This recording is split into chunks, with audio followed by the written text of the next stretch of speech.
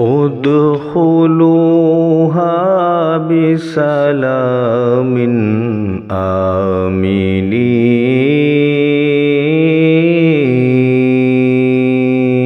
بسم اللہ الرحمن الرحیم۔ بیعت عقبہ اولیٰ۔ دوسرے سال سن 12 نبوی میں حج کے موقع پر مدینہ کے 12 اشخاص مینا کی اسی گھاٹی میں چھپ کر مشرف اسلام ہوئے اور حضور صلی اللہ تعالی علیہ وسلم سے بیعت ہوئے۔ تاریخ اسلام میں اس بیعت کا نام بیعت عقبہ اولیٰ ہے۔ ساتھ ہی ان لوگوں نے حضور صلی اللہ علیہ وسلم سے یہ درخواست بھی کی کہ احکام اسلام کی تعلیم کے لیے کوئی معلم بھی ان لوگوں کے ساتھ کر دیا جائے۔ چنانچہ حضور صلی اللہ علیہ وسلم نے حضرت مصعب بن عمیر رضی اللہ تعالی عنہ کو ان لوگوں کے ساتھ مدینہ منورہ بھیج دیا۔ وہ مدینہ میں حضرت اسعد بن زرارہ رضی اللہ تعالی عنہ کے مکان پر ٹھہرے اور انصار کے ایک ایک گھر میں جا جا کر اسلام کی تبلیغ کرنے لگے، اور روزانہ 1-2 نئے آدمی آغوش اسلام میں آنے لگے، یہاں تک کہ رفتہ رفتہ مدینے سے قباء تک گھر گھر اسلام پھیل گیا۔ قبیلہ اوس کے سردار حضرت سعد بن معاذ رضی اللہ تعالی عنہ بہت ہی بہادر اور با اثر شخص تھے۔ حضرت مصعب بن عمیر رضی اللہ تعالی عنہ نے جب ان کے سامنے اسلام کی دعوت پیش کی تو انہوں نے پہلے تو اسلام سے نفرت اور بیزاری ظاہر کی، مگر جب حضرت مصعب بن عمیر رضی اللہ تعالی عنہ نے ان کو قرآن مجید پڑھ کر سنایا تو ایک دم ان کا دل پسیج گیا اور اس قدر متاثر ہوئے کہ سعادت ایمان سے سرفراز ہو گئے۔ ان کے مسلمان ہوتے ہی ان کا قبیلہ اوس بھی دامن اسلام میں آ گیا۔ اسی سال قول مشہور ماہ رجب کی 27ویں رات کو حضور صلی اللہ علیہ وسلم کو بحالت بیداری معراج جسمانی ہوئی، اور اسی سفر معراج میں 5 نمازیں فرض ہوئیں، جن کا تفصیلی بیان انشاءاللہ تعالی معجزات کے باب میں آئے گا۔ بیعت عقبہ ثانیہ۔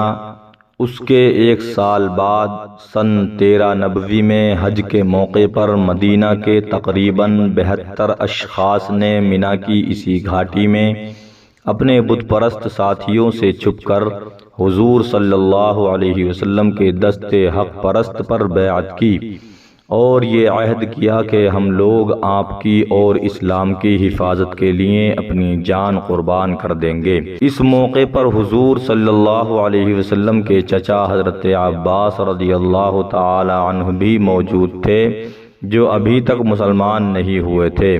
انہوں نے مدینہ والوں سے کہا کہ دیکھو، محمد صلی اللہ علیہ وسلم اپنے خاندان بنی ہاشم میں ہر طرح محترم اور باعزت ہیں۔ ہم لوگوں نے دشمنوں کے مقابلے میں سینہ سپر ہو کر ہمیشہ ان کی حفاظت کی ہے۔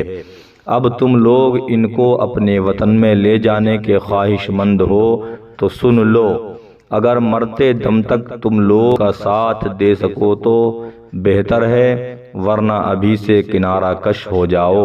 یہ سن کر حضرت برا بن عازب رضی اللہ تعالی عنہ طیش میں آ کر کہنے لگے کہ ہم لوگ تلواروں کی گود میں پلے ہیں۔ حضرت برا بن عازب رضی اللہ تعالی عنہ اتنا ہی کہنے پائے تھے کہ حضرت ابو الہیثم رضی اللہ تعالی عنہ نے بات کاٹتے ہوئے یہ کہا کہ یا رسول اللہ صلی اللہ علیہ وسلم، ہم لوگوں کے یہودیوں سے پرانے تعلقات ہیں، اب ظاہر ہے کہ ہمارے مسلمان ہو جانے کے بعد یہ تعلقات ٹوٹ جائیں گے۔ کہیں ایسا نہ ہو کہ جب اللہ تعالی آپ کو غلبہ عطا فرمائے تو آپ ہم لوگوں کو چھوڑ کر اپنے وطن مکہ چلے جائیں۔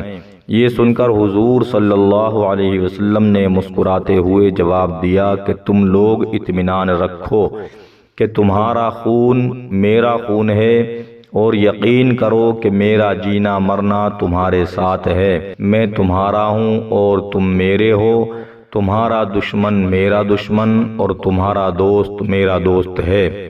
جب انصار یہ بیعت کر رہے تھے تو حضرت اسعد بن زرارہ رضی اللہ تعالی عنہ نے یا حضرت عباس بن نزلہ رضی اللہ تعالی عنہ نے کہا کہ میرے بھائیو، تمہیں یہ خبر بھی ہے کہ تم لوگ کس چیز پر بیعت کر رہے ہو؟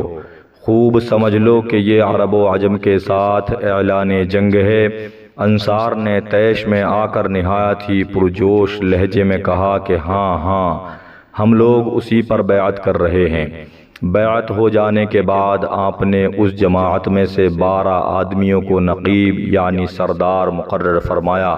ان میں 9 آدمی قبیلہ خزرج کے اور 3 اشخاص قبیلہ اوس کے تھے، جن کے مبارک نام یہ ہیں: حضرت ابو امامہ اسعد بن زرارہ، حضرت سعد بن ربیع، حضرت عبداللہ بن رواحہ، حضرت رافع بن مالک، حضرت برا بن معرور، حضرت عبداللہ بن عمرو، حضرت سعد بن عبادہ، حضرت منذر بن عمر، حضرت عبادہ بن ثابت۔ یہ 9 آدمی قبیلہ خزرج کے ہیں۔ اسید بن حزیر، سعد بن خیثمہ، ابو الہیثم بن تیہان، یہ 3 شخص قبیلہ اوس کے ہیں رضی اللہ عنہم اجمعین۔ اس کے بعد یہ تمام حضرات اپنے اپنے ڈیروں پر چلے گئے۔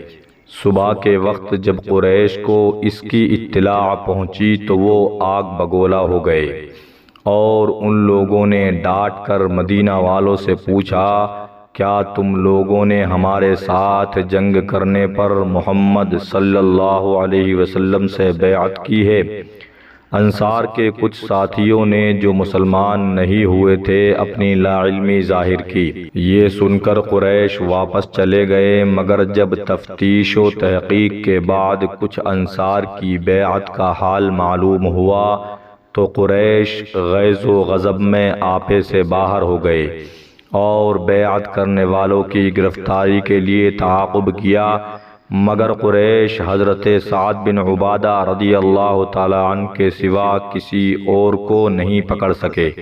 قریش حضرت سعد بن عبادہ رضی اللہ تعالی عنہ کو اپنے ساتھ مکہ لائے اور ان کو قید کر دیا، مگر جب جبیر بن مطعم اور حارث بن حرب بن امیہ کو پتہ چلا تو ان دونوں نے قریش کو سمجھایا کہ خدا کے لیے سعد بن عبادہ رضی اللہ تعالی عنہ کو فوراً چھوڑ دو، ورنہ تمہاری ملک شام کی تجارت خطرے میں پڑ جائے گی۔ یہ سن کر قریش نے حضرت سعد بن عبادہ کو قید سے رہا کر دیا اور وہ بخیر و عافیت مدینہ پہنچ گئے۔